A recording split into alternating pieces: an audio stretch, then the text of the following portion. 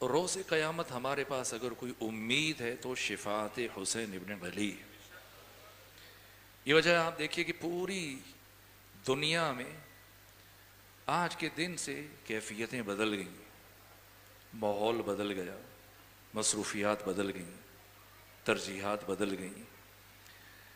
صبح سے لے کے عصر تک آپ بھی مختلف کاموں میں رہے، کوئی دفتر میں، کوئی اپنا کام کرتا رہا، کوئی کاروبار کرتا رہا، کوئی پڑھتا رہا، کوئی پڑھاتا رہا، بچے ہیں، جوان ہیں، بوڑھے ہیں، بزرگ ہیں، مختلف نوعیت کی مصروفیات میں رہنے کے باوجود، دن بھر کی تھکاوٹ کے باوجود صف عزا پر بیٹھے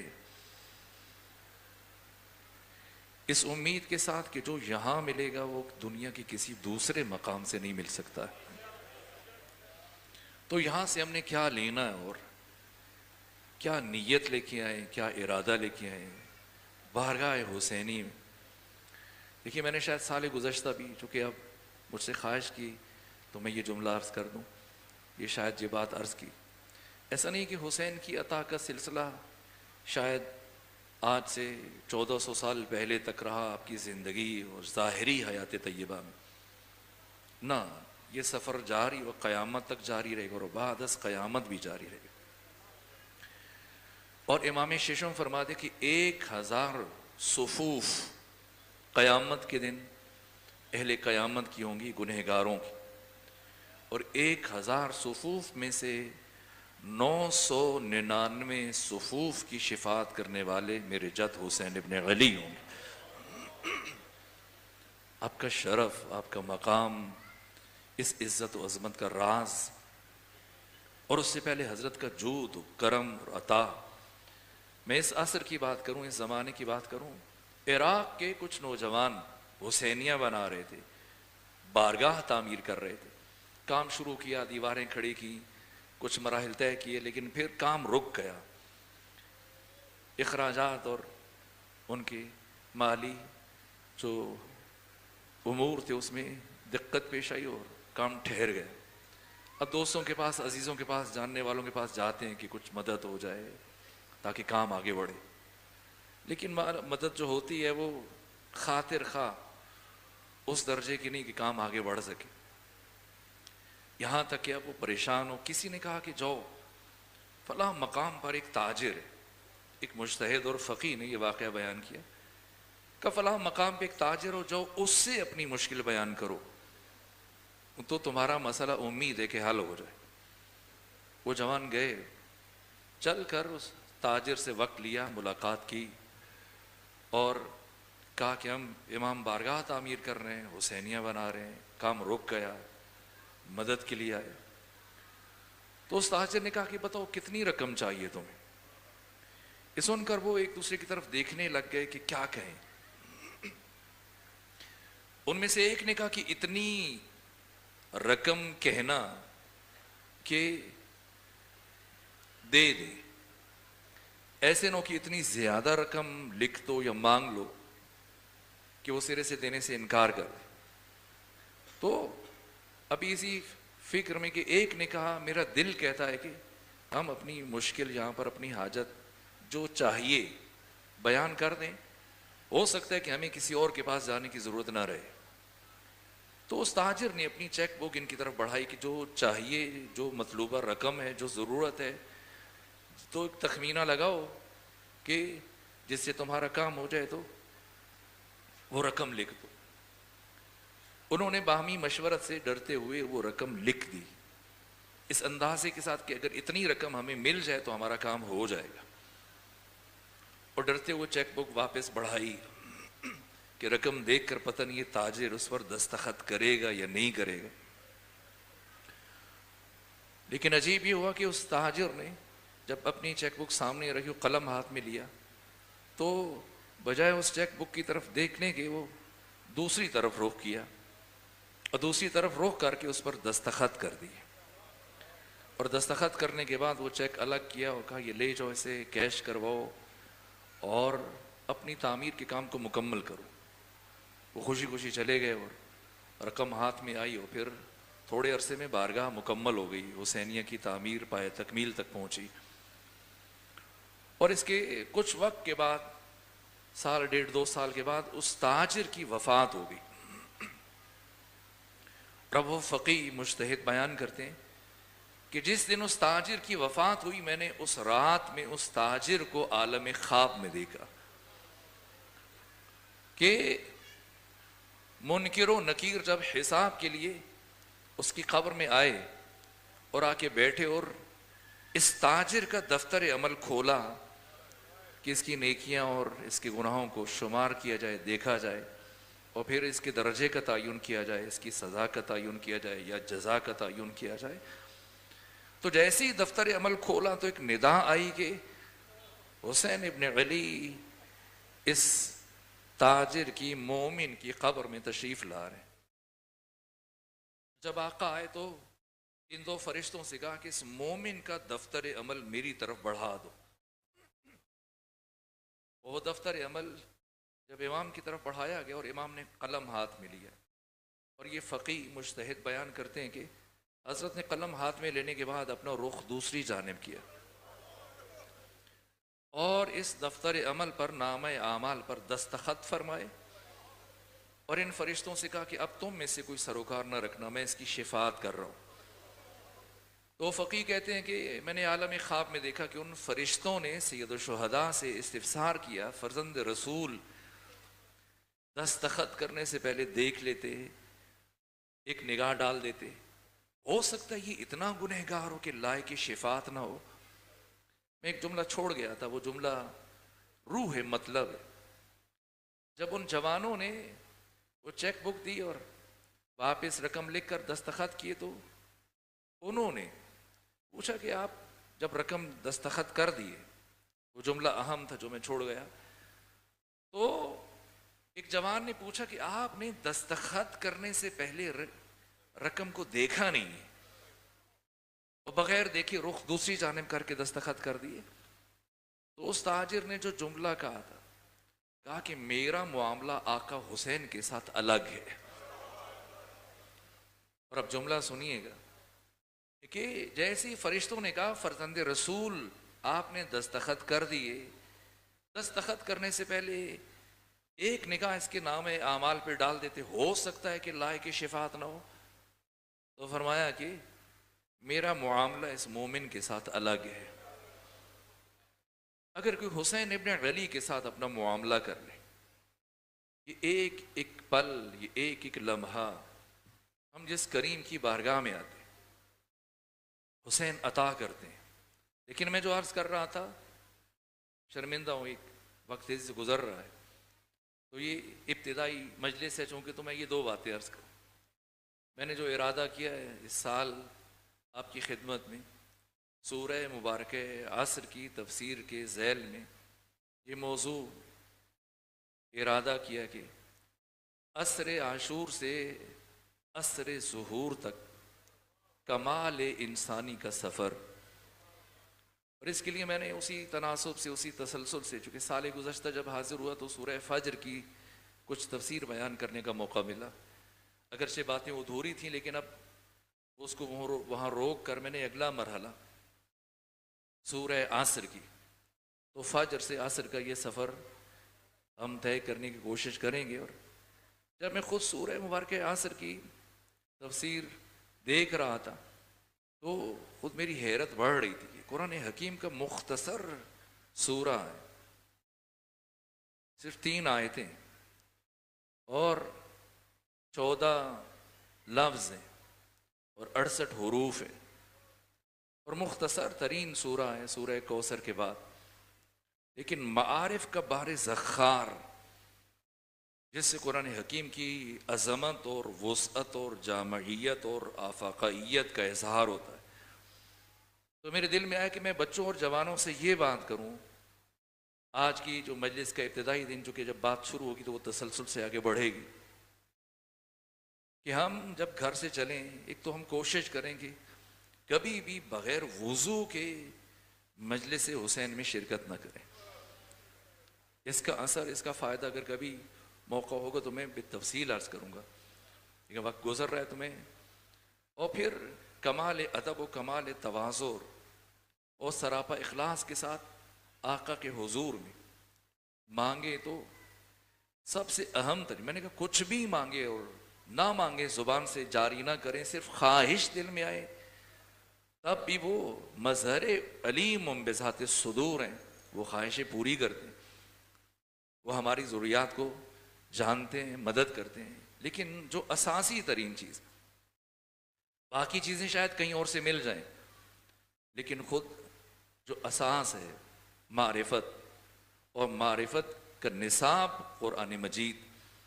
سورہ عصر کا مطالعہ کرتے ہوئے میں نے چاہا کہ خود میں آپ کی خدمت میں عرض کروں، خود آئمہ کی جب ہم روش دیکھتے ہیں، خود امام علی ابن موسیٰ الرضا علیہ آلاف و تحیت و ثنا صلی، تو محاضرات میں جو جملے آپ سے متعلق لکھے گئے، امام راغب اصفہانی نے، کہ کان کلامہ کلہ وجوابہ وتمثلہ انتزاعات من القرآن،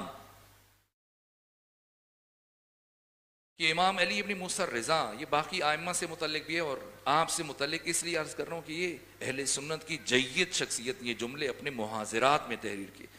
امام راغب اصفہانی نے امام ہشتم سے متعلق، کان کلامہ کلہ، کہ 55 سالہ حیات طیبہ میں علی ابن موسیٰ الرضا جب بھی بات کرتے تھے، جب بھی کلام کرتے تھے، جب بھی گفتگو کرتے تھے، آپ کا سارا کلام کان کلامہ کلہ وجوابہ، کوئی سوال کرتا اور امام اس کے سوال کا جواب دیتے، او تمثلہ، یا اپنی گفتگو میں کوئی مثال لے کے آتے، انتزاعات من القرآن، یا قرآن کی پوری آیت ہوتی یا آیت کا ایک ٹکڑا ہوتا، قرآن سے گفتگو کرتے۔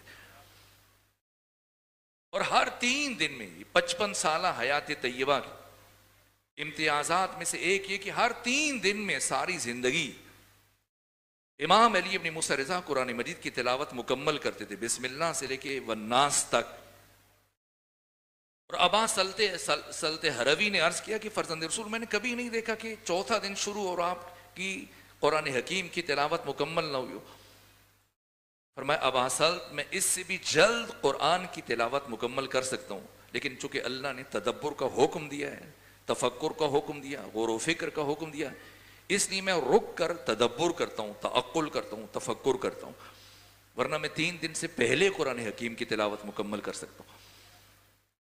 اور پھر سید الشہداء کا یہ جملہ ہے، وہ ہستی کہ جنہوں نے نوک سنا پر قرآن حکیم کی تلاوت کی، کہ قرآن اللہ کا مومن کے لیے عہد نامہ ہے، اور ایک مومن پر لازم ہے کہ وہ ہر روز اس عہد نامہ الہی کی 50 آیات کی تلاوت کرے۔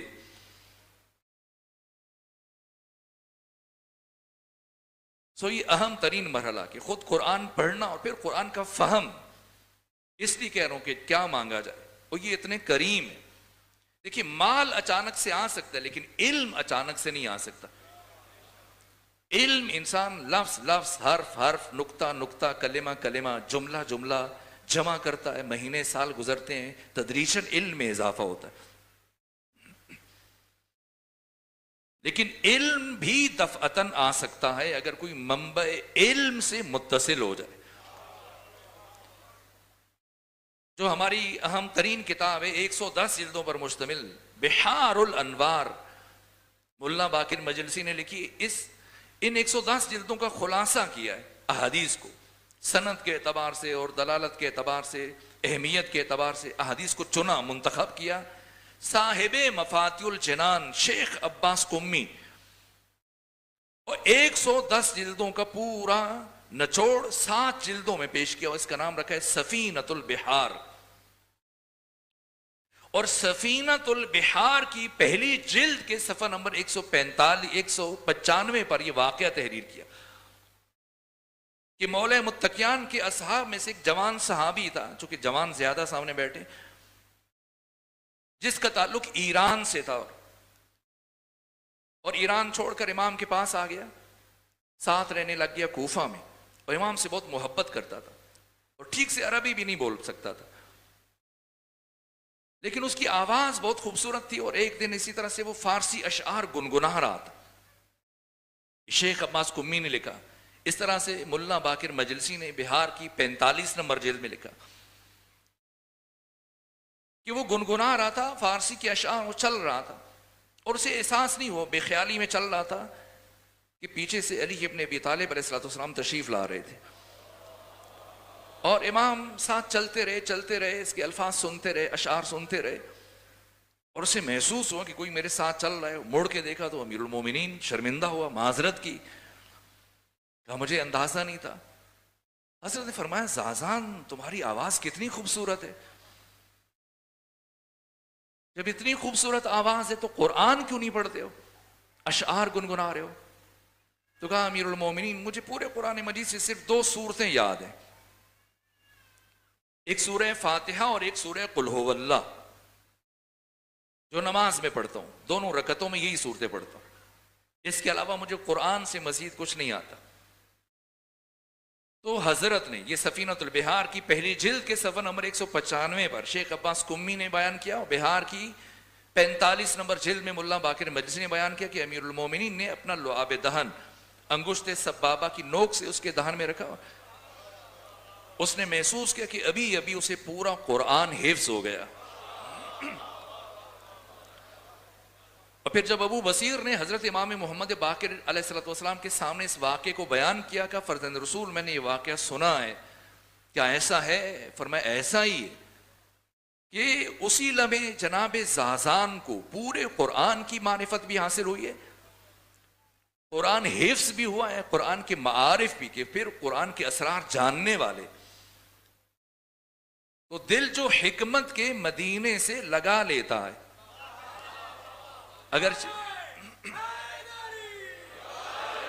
علم مال اچانک بھی آ سکتا ہے، کسی کی لاٹری نکل جائے، کسی کو وراثت میں مل جائے، کسی کو کوئی ہدیہ دے دے مال، لیکن علم اچانک نہیں ملتا. لیکن یہ جو میں عرض کر رہا ہوں کہ اچانک بھی مل سکتا ہے اگر سلسلہ نور اور منبع نور اور مرکز علم اور معرفت سے متصل ہو جائے.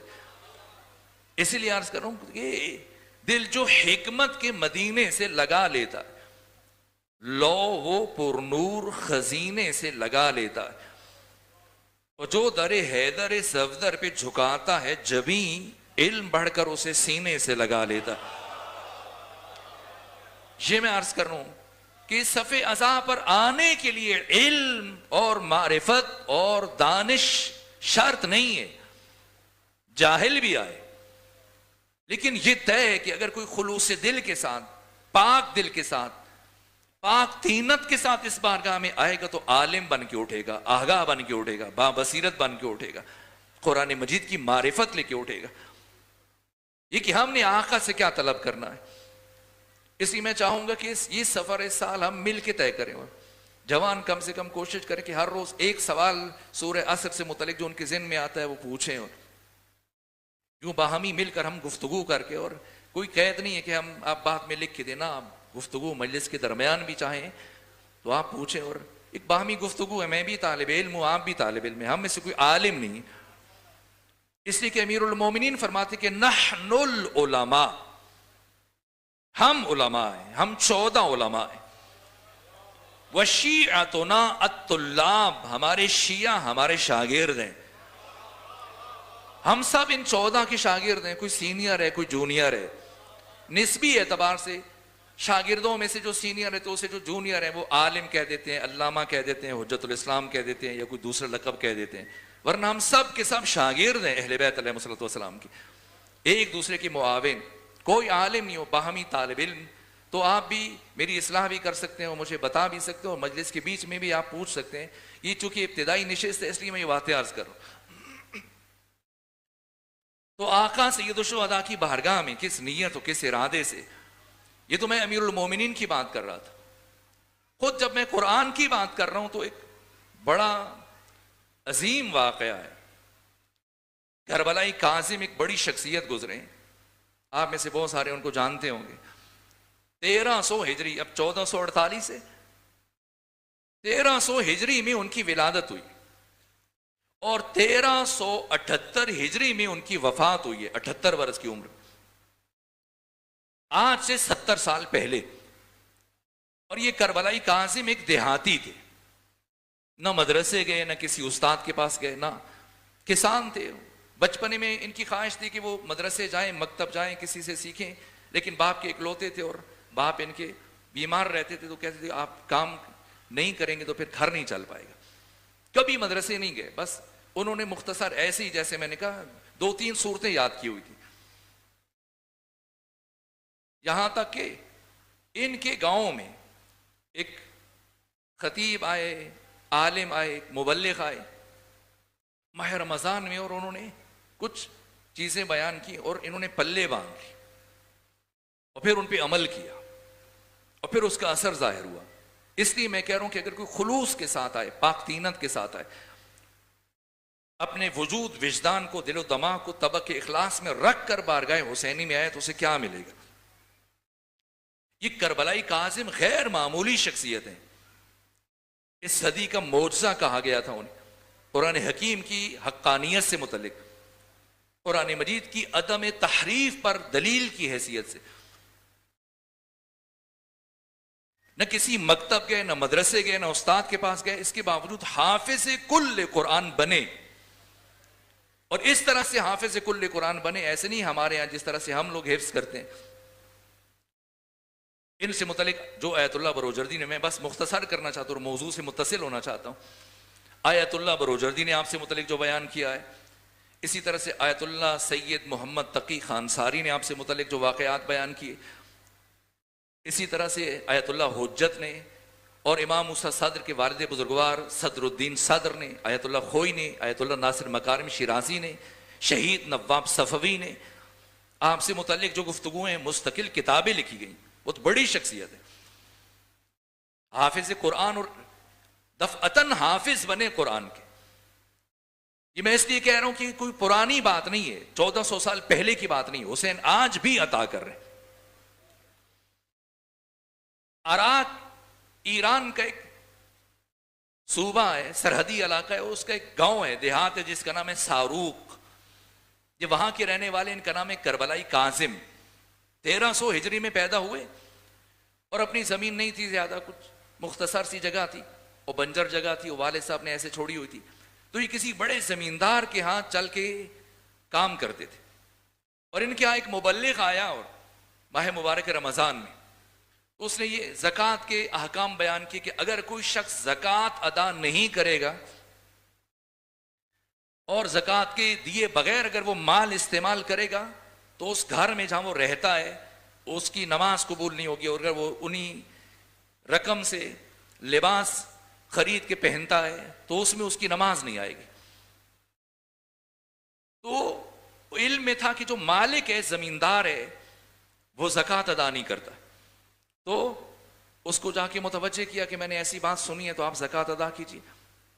اس نے بات کو اہمیت نہیں دی اور کہا کہ اپنے کام سے کام رکھو، جو کام کرنا ہے کرو، نہیں کرنا تو چلے جاؤ. تو سوچا کہ ایک ایسا شخص جو زکوٰۃ ادا نہیں کرتا اس کے مال میں مال حرام کی شمولیت ہوگی ہے، تو میں بھی اس میں سے حصہ لیتا ہوں تو میرے لیے مشکل بن جائے. احتیاط کا تقاضا یہ، وہ چھوڑ کے چلے گئے اور پھر اپنی بنجر زمین کو مسطح کرنا شروع کیا، ہموار کرنا شروع کیا، اور اس میں فصل لگائی اور فصل لگی اور اچھی فصل لگی. اور پھر انہوں نے یہ انداز اختیار کیا کہ اس آدھی فصل کو غربا اور مساکین میں تقسیم کر دیتے تھے. اب سنیں کہ آقا کیا عطا کرتے ہیں. میں شرمندہ ہوں، کچھ طبیعت بھی ناساز ہے اور یہ ابتدائی باتیں قبلہ بدر حسنین صاحب نے خواہش کی تو ان کی اس جملے کی احترام میں یہ 2-3 باتیں عرض کر کے پھر موضوع سے متصل ہو رہا ہوں. تو یہ ان کا انداز رہا برابر کئی سال. آدھی جو فصل تھی وہ غربا اور فقراء اور مساکین میں تقسیم کر دیتے تھے. یہاں تک کہ ایک سال میں انہوں نے، اب تھریشر جیسے آپ میں سے کوئی کسان ہو تھریشنگ کرتا ہو، اب جدید مشینیں ہیں، مراحل ہیں، ایسا کچھ نہیں تھا. تو وہ خود سے ہاتھوں سے اور کچھ اوزار سے گندم کو اڑا کر بھوسا الگ کرنا. تو ایک دن شدید گرمی تھی اور ہوا رکی ہوئی تھی، اور ظاہر ہے کہ گندم کو بھوسے سے الگ کرنے کے لیے ہوا ہو تو وہ الگ ہوگا. اب اس گرمی کی شدت کو دیکھ کر کہ کام بھی نہیں ہو رہا ہے اور بھوسا بھی الگ نہیں ہو رہا، تو چلو کچھ دیر گھر آرام کرتے. آرام کی نیت سے وہ کربلائی کاظم گھر کی طرف چلے، لیکن راستے میں ایک ہمسائے سے ملاقات ہوئی جو بہت فقیر تھا، تو ہدامن تھا، مفلس تھا، مفلوق الحال تھا. تو کہا کربلائی قاسم اس سال آپ نے مجھے گندم نہیں دیے. وہ کہنے لگے بھائی میں نے ابھی الگ نہیں کیے بھوسے سے، الگ ہو گئی تو میں آپ کو دے دوں گا، میں غافل نہیں ہوں آپ سے. کہا اچھا، میں سمجھا شاید آپ بھول گئے. تو کربلائی قاسم کہتے ہیں کہ میں نے اس شخص کے چہرے کو دیکھا تو مجھے لگا کہ شاید اس کے گھر میں گندم ختم ہو چکی ہے یا روٹی کے لیے آٹا موجود نہیں ہے، اتنی مایوسی سے جو بات کر رہا ہے. تو کہا تھکاوٹ کے باوجود اور گرمی کی شدت کے باوجود میں گھر واپس نہیں گیا اور دوبارہ کھلیان چلا گیا. اگرچہ ہوا نہیں چل رہی تھی لیکن میں کوشش کر کے چند کلو گندم الگ کرنے میں بھوسے میں کامیاب ہو گیا. اور وہ گندم لے جا کر اپنے اس ہمسائے کو دی کہ آپ یہ رکھ لیجئے، اور کم ہو تو آپ مجھے مزید بتائیے گا. اور کہتے ہیں اس کے بعد میں اتنا تھک چکا تھا کہ جا کر افتاد و دو تن، وہاں پر امام موسیٰ کاظم کی نسل میں سے دو امام زادے، ایک جناب جعفر اور ایک عبداللہ صالح. کہا کہ اب میں بہت زیادہ تھک چکا تھا اور گرمی کی بھی شدت تھی، تو میں ان کا جو حرم تھا زری سے تھوڑا باہر کر کے صحن میں لیٹ گیا. اور جب میں لیٹا تو میری آنکھ لگ گئی. جب میں آنکھ لگی تو انہی دو امام ساتوں کو دیکھا. یہ مجھ سے کہہ رہے تھے کہ یہ جو زری، یہ جیسے امام بارگاہ بھی ایسے بنا ہوا ہے، گلستان سارا آپ دیکھیں کہ گولائی میں جس طرح سے معصوم کی زری ہوتی ہے اور اطراف میں گنبد کے نیچے عبارات درج ہوتی ہیں، بالکل اسی طرح کی کیفیت. تو کہا کہ وہ دونوں مجھ سے کہنے لگے کہ یہ جو عبارت ہے یہ پڑھو. تو میں نے ان سے کہا کہ میں تو پڑھنا نہیں جانتا. وہ کہتے ہیں تم جانتے ہو، پڑھو، ہم تمہارے ساتھ پڑھیں گے. کہا یہاں تک کہ میں نے پڑھنا شروع کیا اور جب میری آنکھ کھلی تو میرے لبوں پر وہ الفاظ جاری تھے اور میں متوجہ ہوا کہ اب میں قرآن پڑھ لیتا ہوں. اور پھر میں نے غور کیا کہ پورا قرآن مجھے حفظ ہو چکا ہے. کہا کہ صابر عراقی جو ہمارے علاقے کے امام جمعہ تھے، میں ان کے پاس گیا کہ میرے ساتھ ایسے واقعہ پیش آیا تو وہ یقین نہیں کر رہے تھے. اور پھر انہوں نے قرآن کھولا، کہا سناؤ. جگہ جگہ سے مجھ سے سننا شروع ہوئے اور میں نے سنانا شروع کیا، یہاں تک کہ پھر وہ ان کو قم لے کے آئے اور قم میں ہزاروں علماء جمع ہوئے. یہ آیت اللہ ناصر مکارم شیرازی بیان فرماتے. آیت اللہ میلانی کی موجودگی میں، آیت اللہ مکارم میں، آیت اللہ بروجردی ہیں، علماء، فقہا، مجتہدین بڑی تعداد میں جمع ہوئے اور ان سے سوالات کا سلسلہ شروع ہوا. یہاں تک کہ ایک طالب علم اور خود آیت اللہ محمد تقی خان ساری، وہ کہتے ہیں میں نے ملاقات کی کربلائی قاسم سے اور میں نے کہا کہ کیا آپ قرآن کو معکوس پڑھ سکتے ہیں، الٹ؟ کہاں پڑھ سکتا ہوں. پڑھوں؟ کہاں پڑھیں، کون سی سورہ پڑھوں؟ کہ سورہ البقرہ 2.5 پاروں پر مشتمل ہے، 286 آیتیں. اور کہا کہ انہوں نے آخر سے پڑھنا شروع کیا اور کسی ایک آیت میں بھی اشتباہ نہیں کیا. 286 آیتیں. خود آقا خانساری کہتے ہیں کہ اگر سورہ قل ھو اللہ پڑھنا پڑ جائے 4 آیتیں اور میں الٹ تو میں سوچ سوچ کے پڑھوں گا، رک رک کے پڑھوں گا. لیکن جیسے روانی میں پڑھ رہا ہوتا ہے انسان بالترتیب 1 سے 2، اسی طرح سے انہوں نے الٹ پڑھا اور بالکل نہیں رکے. اور آقا مکارم کہتے ہیں کہ ایک عالم اٹھے اور انہوں نے قرآن حکیم کی 20 صورتوں سے 20 لفظ لیے اور اتنی مہارت سے انہیں ملایا کہ کسی کو لگ نہیں رہا تھا. ان لفظوں کو مرتب کیا منظم کر کے اور پڑھا. کہا کہ بتائیں یہ کون سی سورہ ہے، یہ کون سی آیت ہے، کس پارے کی ہے، کس سورہ کی ہے؟ تو مسکرائے کہ آغائی نہ کن، وہ مجھے چونا نہ لگاؤ. یہ جو تم نے آیت میرے سامنے بنائی ہے، یہ تم نے 20 صورتوں سے اس آیت کو انتخاب کیا. یہ لفظ فلاں سورہ سے لیا، دوسرا لفظ فلاں سورہ سے لیا، تیسرا لفظ فلاں سورہ سے لیا، چوتھا لفظ فلاں سورہ سے لیا، اور اس میں جو ایک تم واو واو کا اضافہ کرتے رہے اپنی طرف سے کیا، باقی لفظ قرآن کے. یہاں تک کہ پھر ان کے سامنے لکھا ہوا قرآن پیش کیا گیا.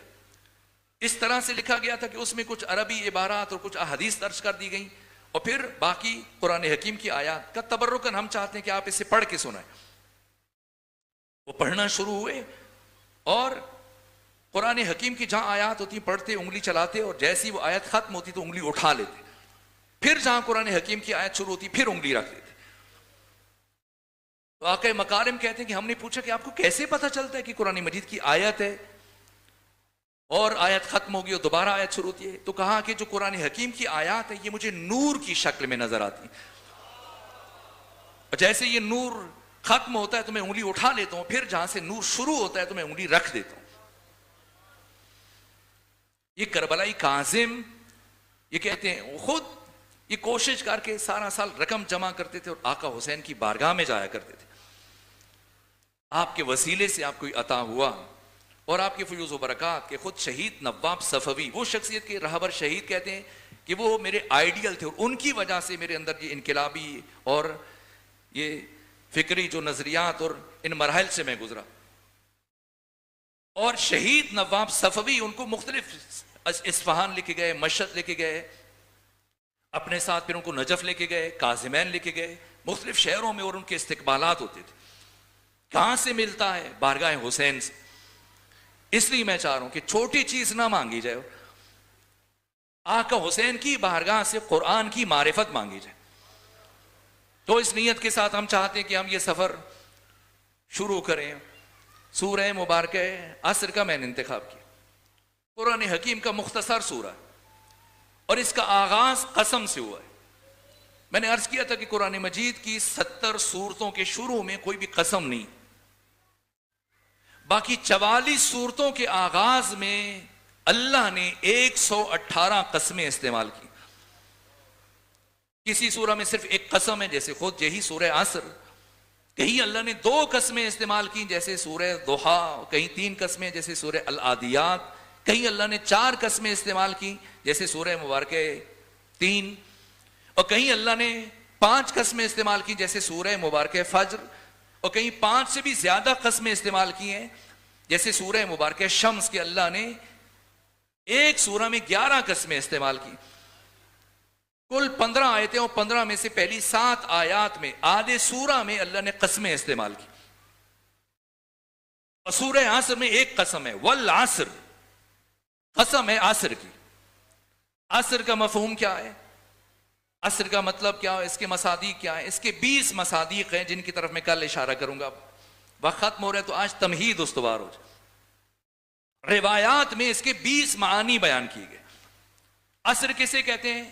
عصر، اسیر، اسارہ، نچوڑ کو کہتے ہیں. اسیر جیسے آپ اگر زیارات کے لیے جائیں یا عمرے کے لیے جائیں، حج کے لیے جائیں، تو عرب ملکوں میں یہ جوس کی دکانیں تو ان کے اوپر لکھا ہوتا ہے اسیر العنب، مطلب انگور کا رس، اسیر التفاحہ، سیب کا رس. تو اسیر اور اسارہ رس اور نچوڑ کو کہتے ہیں. عصر کا ایک مطلب یہی وقت عصر ہے. عصر کا ایک مطلب ہے زمانہ. صبح ازل سے لے کر شام ابد تک ایک ایک لمحے کی قسم.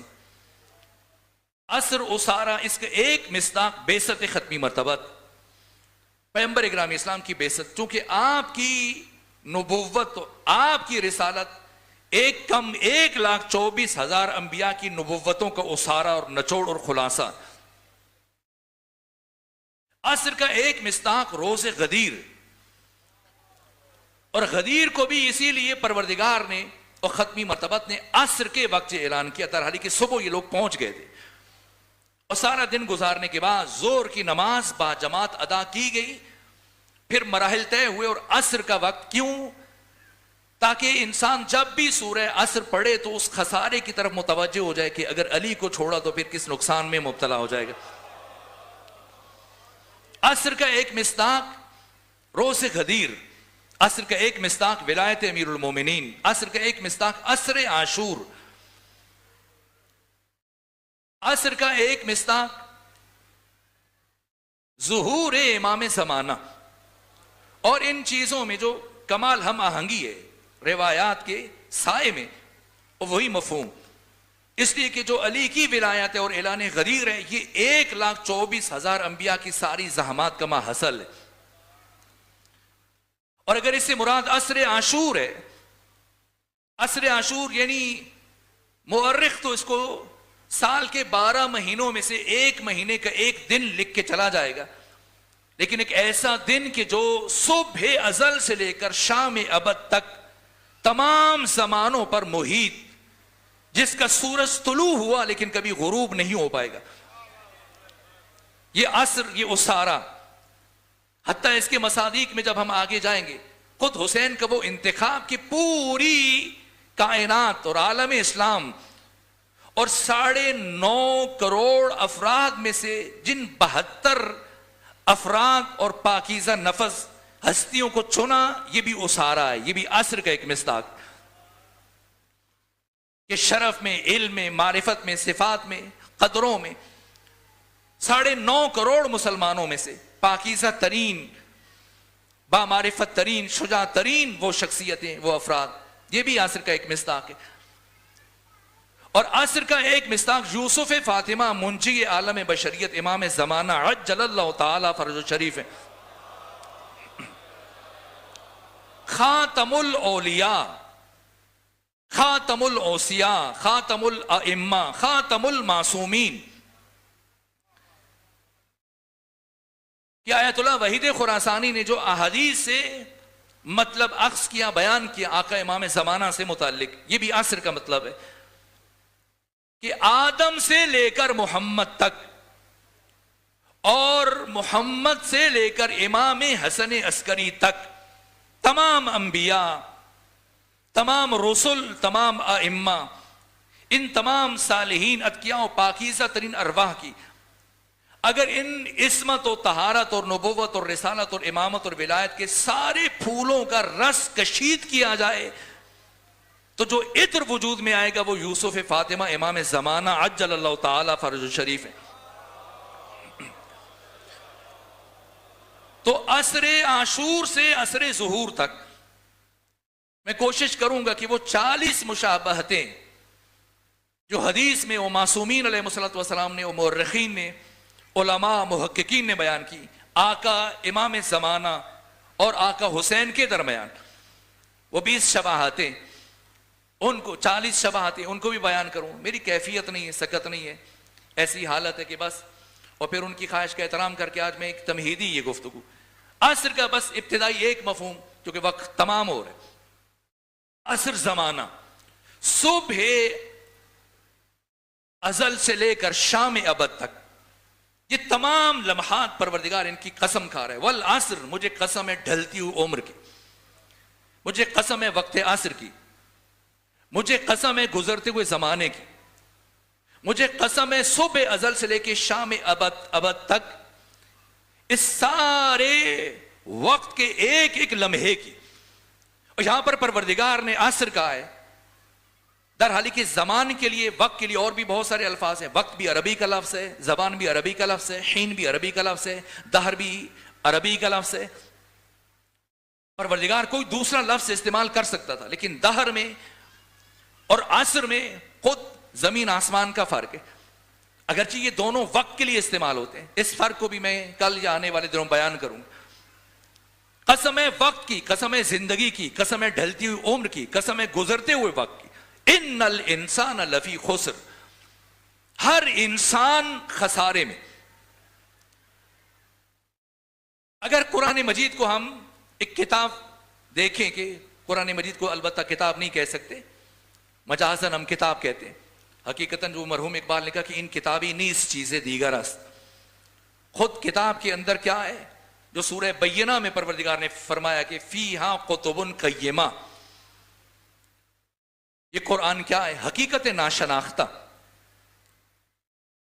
تو اگر پورے قرآن کی تعلیمات کو ایک طرف رکھا جائے تو اس پورے قرآن کی تعلیمات کی جو فہرست ہے اور اجمال ہے، یہ سورہ مبارکہ عصر ہے۔ باقی سارا قرآن ان 4 باتوں کی تفسیر ہے، اور یہ سورہ عصر قرآن حکیم کا سرنامہ ہے، یہ قرآن مجید کی فہرست ہے۔ اسی لیے بہت سارے علماء جنہوں نے الگ سے قرآن مجید کی تفسیر بیان کی ہے، کسی نے 50 جلدیں لکھی، کسی نے 60 جلدیں لکھی، کسی نے 20 جلدیں لکھی، اس کے باوجود کہ بسم اللہ سے لے کے والناس تک قرآن کی تفاسیر لکھی ہیں۔ پھر الگ سے سورہ عصر کی تفسیر 1 جلد میں، 2 جلد میں، 3 جلدوں میں الگ سے تحریر کی۔ اس مختصر ترین سورہ میں اتنی وسعت ہے، اتنی جامعیت ہے، اتنی آفاقائیت ہے کہ مفسرین کا یہ کہنا ہے کہ یہ سورہ منشور جہانی انسان ہے، انسانیت کا قیامت تک کے لیے سعادت اور نجات کا منشور ہے۔ اور ابھی کل سے جب ہم ایک ایک کر کے اس کے مراحل کی طرف بڑھیں گے تو ہم خود اندازہ کریں گے، محسوس کریں گے۔ والعصر، قسم ہے وقت کی، قسم ہے زندگی کی، قسم ہے ڈھلتی ہوئی عمر کی، ان الانسان لفی خسر۔ وقت تمام ہو رہا ہے۔ میں صاحب تفسیر کبیر امام فخر الدین رازی، جن کی وفات 606 ہجری میں ہوئی، انہوں نے سورہ کی تفسیر میں یہ جملے لکھے، کہا کہ میں نے ایک برف فروش کو بازار میں گزرتے ہوئے دیکھا کہ جو برف بیچ رہا تھا اور اس کی برف پگھل رہی تھی اور اس کی آنکھوں میں اشک جمع تھے، اور وہ یہ جملہ کہہ رہا تھا، ارحموا من یذوب راس مالہ، اس شخص پر رحم کرو جس کا سرمایہ پگھل رہا ہے، ضائع ہو رہا ہے، برباد ہو رہا ہے۔ کہا کہ اس کے جملے کو سن کر میں کانپ گیا، اور پھر مجھے سورہ مبارکہ عصر کی تفسیر سمجھ میں آئی۔ ہم سمجھتے ہیں کہ موت دفعتاً آتی ہے، اچانک آتی ہے، جیسے انسان ڈیجل بٹیرا اٹھاتے، عجب میسج آتا ہے فلاں دوست کا انتقال ہو گیا، ساتھ تصویر بھی آتی ہے، عجب یہ تو جوان ہے، گھر والوں کو بتاتا ہے، دکھاتا ہے، یہ تو 20 سال 25 سال کا جوان ہے، 30 سال 35 سال 40 سال، یہ کیا عمر ہے، کیا ہوا، اچانک مر گیا؟ نہیں، یہ اچانک نہیں مرا، اسے مرتے مرتے 30-40 سال لگ گئے۔ موت دفعتاً نہیں آتی ہے، موت اچانک نہیں آتی ہے، موت تدریجاً آتی ہے۔ جیسے امیر المومنین فرماتے ہیں کہ انسان ہر لمحے موت کی بھیانک وادی کی طرف بڑھ رہا ہے۔ فارسی میں گام زدن مصدر ہے، گام پاؤں کو کہتے ہیں، قدم کو، زدن مارنا، تو گام زدن پاؤں مارنا، تو اسی سے گام زن، تو گام زن ہوں کہ واہ ہو یعنی کھل جائے۔ باب لحد، باب دروازہ، لحد ہم وہ قبر کے معنی میں لیجئے۔ عام طور پہ یہ جو قبرستان میں گڑھے کھود کے اوپر کسی مردے کو دفن کیا جاتا ہے اور پھر اوپر مٹی ڈال دی جاتی ہے، اسے پختہ کر دیا جاتا ہے، تو اس کو ہم قبر لکھتے ہیں، یہ قبر پڑھتے ہیں۔ یہ قبر نہیں ہے، یہ لحد ہے۔ قبر کیا ہے؟ لحد مکان ہے، قبر مقام ہے۔ مرنے کے بعد جسم لحد میں جاتا ہے، روح قبر میں جاتی ہے۔ یہ قبر نہیں ہے جسے ہم قبر کہتے ہیں، یہ لحد ہے۔ چلے ہم مجازن کہیں قبر، تو گام زن ہوں کہ واہو باب لحد، کہ میں مسلسل پاؤں مار رہا ہوں زمین کے سینے پر، یہ جو انسان چل رہا ہے۔ گام زن ہوں کہ واہو باب لحد، دستکیں دے رہا ہوں پاؤں سے۔ انسان اپنے پاؤں سے جو بھی چل رہا ہے یہ موت کی وادی کی طرف بڑھ رہا ہے۔ ہم خوش ہوتے ہیں، سالگرہ مناتے ہیں، سال پورا ہوا، سال پورا نہیں ہوا، سال ختم ہو گیا، زندگی سے 1 سال کم ہو گیا۔ تو اسی لیے امیر المومنین فرماتے ہیں، یہ تمہید تھی، اور میں خود بھی اس کیفیت میں تھا کہ آج میں زیادہ تسلسل سے اپنی باتوں کو نہیں پہنچا سکا، اور میں کوشش کروں گا کہ کل سے ان مطالب کو ایک ایک کر کے بے ترتیب بیان کروں۔ یہ وقت ہے جس کی پروردگار قسم اٹھا رہی ہے، یہ ایک مصداق ہے، اور وقت کی ارزش یہ ہے، قیمت یہ ہے کہ امیر المومنین درزی کو کپڑا دیا ہے اور کہا کہ کرتا تیار کر دو، قمیص سی دو، جبہ دشداشا، اور گئے ساعت موعود پر لینے کے لیے، اور جب اس نے دیا وہ کرتا یا دشداشا لبادہ، تو کہا حضرت اگر زحمت نہ ہو تو یہ پہن کے مجھے ایک دفعہ دکھا دیجیے کہ چھوٹا بڑا نہ ہو، اگر کوئی اس میں کمی بیشی کرنی ہو، ترمیم کرنی ہو تو میں ابھی کر دیتا ہوں۔ تو اس کی خواہش کے احترام میں حضرت گوشے میں چلے گئے اور وہ دشداشا پہنا، باقی تو ٹھیک تھا، لیکن جو اس کی آستینیں تھی وہ کافی لمبی چھوڑ دی تھی اس نے، اور یہ انگلیاں جو ہے وہ آستینوں کے اندر ایسے آ رہی تھی، تو وہ شرمندہ ہو گیا۔ کہا امیر المومنین میں نے بڑی دقت سے کام لیا کہ اچھے سے اچھا آپ کے لیے تیار کروں دشداشا، لیکن غفلت ہوگی، مجھے معاف کر دیجیے۔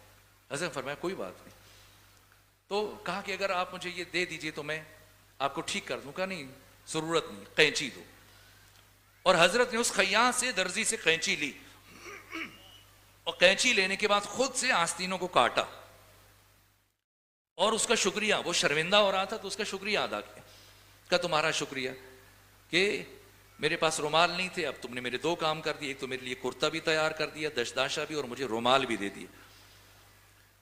تو جب پلٹنے لگے تو اس درزی نے کہا امیر المومنین اگر یہ دشداشا مجھے کچھ دیر کے لیے آپ لوٹا دیں تو جو اس کی آستینیں ان کو میں پھر سے اچھے انداز سے اس طرح سے سی دوں جیسے یہ پہلے میں نے آگے سے ان کو آراستہ کیا تھا تاکہ دیکھنے میں اچھی لگے۔ تو حضرت نے جملہ ارشاد فرمایا، کہاں خیاط علی کے پاس اتنا وقت کہاں سے کہ وہ اپنی زندگی کے لمحات کو ایک دشداشے کی تزئین اور آرائش میں صرف کر دے۔ اگر علی کے پاس وقت نہیں ہے تو پھر ہمارے پاس وقت کہاں سے؟ علی انسان مکمل ہے جو ہم جیسے ناقصوں کو کامل بنانے کے لیے آئے۔ ایک ایک لمحہ، یہ جو ہمیں بچپنے سے آپ نے بھی سنا ہوگا، میں بھی سنتا تھا، مولانا صاحبان کے صحبت میں جب رہنے کا موقع ملتا تو وہ کہتے تھے کہ نماز کی اہمیت جب بتاتے تھے کہ نماز بہت اہم عبادت ہے، واقعاً اہم عبادت ہے، تو یہ کہ قبر میں سب سے پہلا سوال نماز سے متعلق کیا جائے گا۔ نہ، ایسا نہیں ہے۔ قبر میں نماز سے متعلق تب سوال شروع ہوگا جب اعمال کا دفتر کھلے گا۔ قبر میں اعمال سے پہلے جو سوال کیا جائے گا وہ انسان کی زندگی سے متعلق سوال کیا جائے گا، عصر سے متعلق سوال کیا جائے گا، عمر سے متعلق سوال کیا جائے گا کہ بتا اپنی زندگی کے ایک ایک لمحے کو تو نے کیسے گزارا۔ انسان کے پاس وہ گران قیمت سرمایہ جسے پروردگار نے دے کے بھیجا۔ دیکھیں لفظ خسران ہے، اللہ نے لفظ نقصان استعمال نہیں کیا۔ ان الانسان لفی خسر، انسان خسارے میں۔ لفظ خسر تب استعمال ہوتا ہے، نقصان مطلب یہ عام موارد میں استعمال ہوتا ہے۔ اگر کسی کا راس المال سرمایہ جس سے اس نے تجارت کرنی ہے، اگر اس کا سرمایہ ہی ڈوب جائے اسے خسران کہتے ہیں۔ یہ امام محمد باقر فرماتے ہیں کہ اس آیت میں جو پروردگار نے لفظ خسر استعمال کیا یعنی اللہ نے تمہیں یہ متاع عمر زندگی کا سرمایہ دے کے بھیجا ہے۔ دنیا کے بازار میں یہ لمحات، یہ لمحے جن سے مل کر زندگی بنتی ہے، عمر بنتی ہے، ہمارے پاس، انسان کے پاس یہ سرمایہ، یہ متاع عمر، یہ ساعتیں، یہ گھڑیاں، یہ لمحے، یہ دن، یہ رات، ان کے ذریعے سے تجارت کرنی ہے، ہم نے خرید و فروخت کرنی ہے۔ کیا خریدنا ہے، کیا بیچنا ہے؟ تو امیر المومنین فرماتے کہ اے انسان، تمہارے نفس کی قیمت، تمہاری زندگی کی قیمت کم از کم جنت ہے، اس سے کم پہ خود کو نہ بیچنا۔ دنیا کے عوض نہ بیچنا، عہدے کے عوض نہ بیچنا، مال کے عوض نہ بیچنا، محو اور ختم ہو جانے والی چیزوں کے پیچھے ان کو نہ بیچنا۔ آٹے اور گارے کے پیچھے یہ جو مٹی گارا ہے، مکان بنا رہا ہے، ساری زندگی کبھی دوبارہ نہ ملنے والا ایک لمحہ اسے صرف کیا ہے، مکان بنائے جا رہے ہیں، دھڑ دھڑ مکان بنا رہا ہے، وہ چیزیں جو یہاں رہ جائیں گی۔ تو علی فرماتے کہ فانی چیزوں کے حصول کے لیے اس گران بہا سرمایہ کو صرف نہ کرنا۔ اگر زندگی کو بیچنا ہے، جان کو بیچنا ہے، نفس کو بیچنا ہے، تو یاد رکھو تمہارے نفس کی کم از کم قیمت جنت ہے۔ میں شرمندہ ہوں، وقت ختم ہوا، میں آخری جملہ عرض کر رہا ہوں۔ وہ علی ابن ابی طالب علیہ آلاف و تحیت وسلام جو ہمیں کہہ رہے ہیں کہ تمہارے نفس کی کم از کم قیمت جنت ہے، اس علی نے اپنا نفس کتنے میں بیچا ہے؟ جنت کے بدلے میں۔ تو جنت تو فرما رہی ہے تو کم از کم قیمت ہے، تو پھر علی نے اپنے نفس کی تجارت کتنے میں کی جو ہمیں کہہ رہے ہیں کہ کم سے کم جنت سے کم پہ خود کو نہ بیچنا؟ تو کتنے میں بیچا؟ تو قرآن نے بیان کیا، وَمِنَ النَّاسِ، لوگوں میں سے ایک، من جو یشری بیچتا ہے، نفسہو، اپنا نفس، اپنی زندگی، اپنی جان، کتنے میں؟ ابتغاء مرضات اللہ، خدا کی رضا کے بدلے میں، خدا کی مشیت اور مرضی کے بدلے میں۔ کیا عجیب تجارت ہے کہ علامہ نقن فرماتے ہیں کہ دنیا کے سارے تاجر مل کر دن کے اجالے میں ایسی تجارت نہ کر سکیں جو علی نے رات سو کر کیے. کیا بیچا اور کیا خریدا ہے؟ شب ہجرت علی نے اپنا نفس خدا کو بیچ دیا، اور بدلے میں کیا خریدا ہے؟ رضائے خدا. تو شب ہجرت جب علی نے اپنا نفس خدا کو بیچا ہے تو نفس علی کہاں ہے؟ خدا کے پاس ہے جس نے خرید لیا. اور رضائے خدا کہاں ہے؟ علی کے پاس جس نے خرید لی. تو اس بیع و شراء اور اس تجارت کے نتیجے میں اب شب ہجرت سے نفس علی خدا کے پاس ہے، رضائے خدا علی کے پاس ہے. اب لوگ کہتے ہیں کہ علی نے بیعت کر لی تھی، پیغمبر کی وفات کے بعد بیعت کر لی تھی، سیدہ کی شہادت کے 6 مہینے گزرنے کے بعد بیعت کر لی تھی، فلاں کی بیعت کر لی تھی. اگر کسی کو علی سے بیعت لینے کا اتنا ہی شوق ہے تو وہ خدا کے پاس چلا جائے، اس لیے کہ نفس علی وہاں ہے.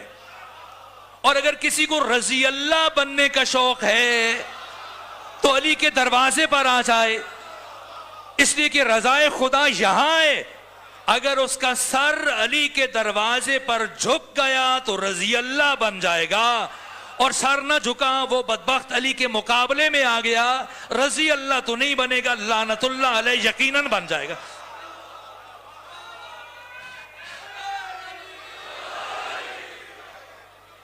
تو جو ان سے بیعت کا مطالبہ کرے وہ رضی اللہ نہیں بن سکتا، وہ لعنت اللہ علیہ بن جاتا ہے.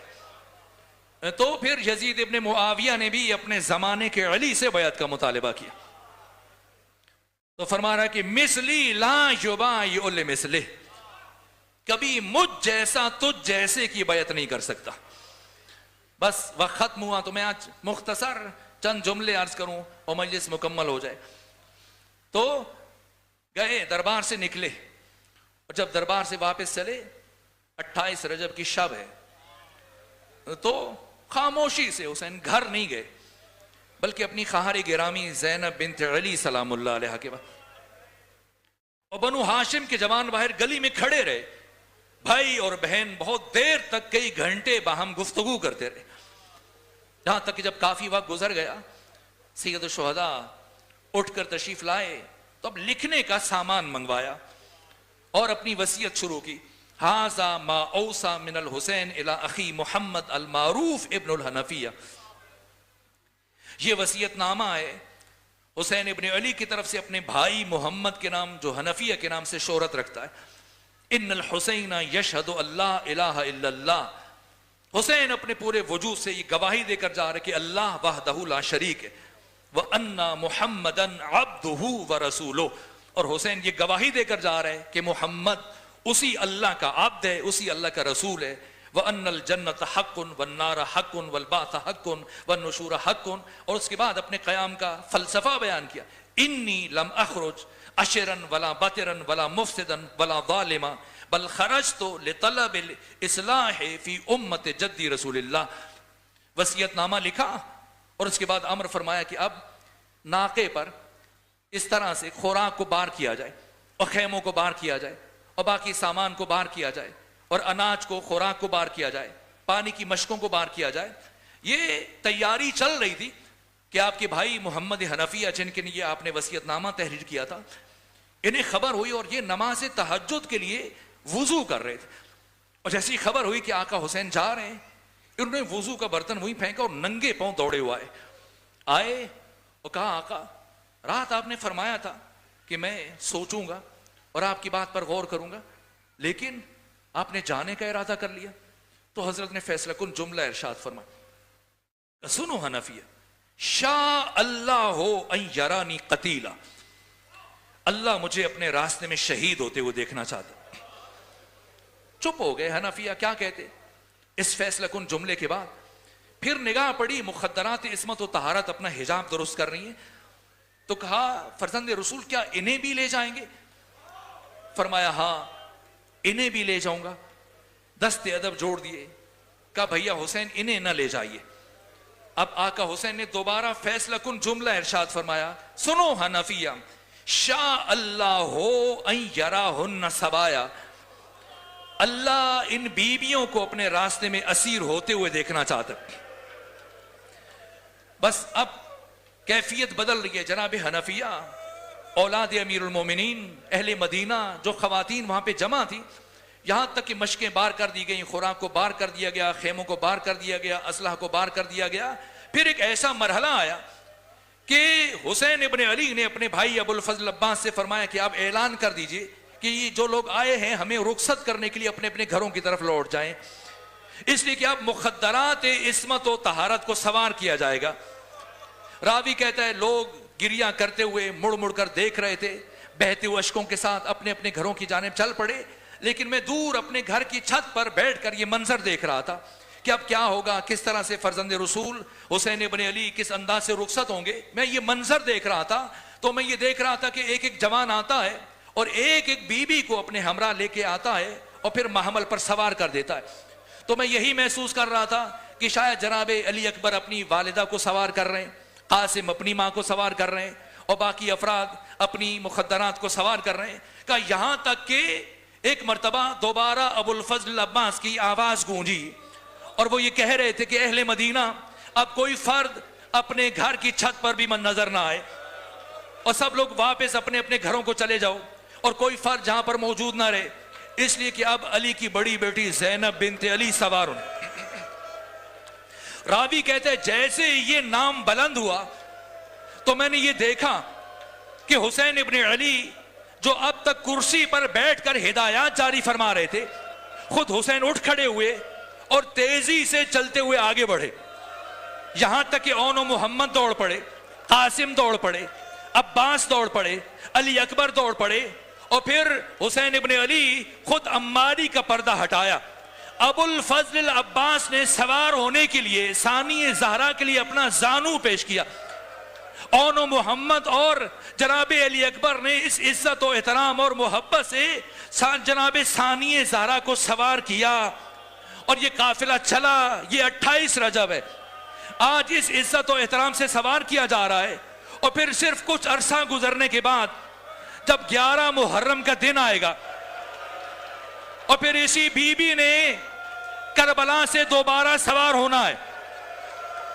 اب کیفیت کیا ہے اور منظر کیا ہے کہ 11 محرم کو اسی بی بی نے جسے کربلا سے اس مدینہ سے اس عزت و شان کے ساتھ سوار کیا گیا تھا، آج 11 محرم کو کوئی سوار کرانے والا نہیں ہے. ایک مرتبہ جب ثانی زہرا نے دیکھا کوئی سوار کرانے والا نہیں، خود آگے بڑھی، ایک ایک بچے کو سوار کیا، ایک ایک بچی کو سوار کیا، مخدرات عصمت و طہارت کو سوار کیا، خود سید سجاد کو سوار کیا اور سب کو سوار کرانے کے بعد داہنے بائنے دیکھا. جب دیکھا کوئی سوار کرانے والا نہیں، اب خود اکیلی سوار ہونے کے لیے آگے بڑھی. محمل کے قریب پہنچ کر ایک مرتبہ مقتل کا رخ کیا اور کہنے لگی علی اکبر اٹھو دیکھو پھوپھی سوار ہو رہی، قاسم اٹھو دیکھو پھوپھی سوار ہو رہی ہے، اون و محمد اٹھو دیکھو تمہاری ماں سوار ہونے جا رہی ہے. راوی کہتا ہے بی بی ہر شہید کا نام ایک دفعہ لے رہی تھی، لیکن ایک شہید کا نام بی بی بار بار لے رہی تھی. فرما رہی تھی عباس